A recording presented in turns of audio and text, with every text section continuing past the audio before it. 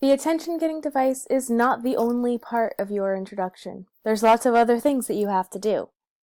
First thing is that you have to make sure that you link your attention-getting device specifically to your topic. So ask yourself the question of how you get to your topic from your AGD. And sometimes it takes you a couple sentences to make that link, but you have to make sure that your audience can very clearly see the connection between your attention-getting device and your specific topic. Then, as we stated earlier, you have to provide your audience with a reason to listen to your speech. Answer the question, why is your topic important to your audience? Answer the question that's going on in their heads of, why should I care about this specific topic? Tell your audience directly why this topic is important to them. And even when you are explaining something that's clearly highly relevant to your audience, it's still a good idea to point it out, just in case. In addition, you have to work on your credibility. So, take a second to explain your knowledge. Demonstrate that you have X number of years in expertise in this topic, or that you've been doing research on it for the past month, or whatever it is that your knowledge comes from on this topic. Make sure the audience knows just where your information came from. And you have to make sure that you state your thesis statement. And this is your sort of in a nutshell sentence of what your speech is all about.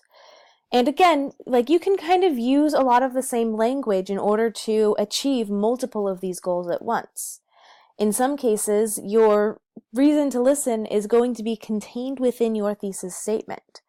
For example, you might tell your audience that today we are going to be talking about how to apply for student loan debt relief because according to statistics, X% of all students have some form of student loan debt. So oftentimes you'll end up using a lot of the same language in order to achieve multiple goals at once. And finally, you have to preview your main points of the speech. And again, sometimes your preview statement is going to be contained within your thesis statement as well. You might say that today we are going to be looking at some of the various different programs that you can use to relieve your student loan debt. We're going to be looking at some of the ways that you can go about relieving your student loan debt, etc. But this is a really concise sentence where you say, today we are going to be talking about X, Y, and Z.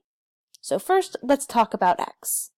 It gives the audience an idea of what to expect in your speech, what it is that they are in for. And it gives them sort of those cue points of, okay, we're in the first main point now we're in the second main point, and now we're in the third main point. It makes it super easy for your audience to follow along with you so that you can make sure that there is maximum understanding between you and your audience, and that they truly get the message that you intended to send.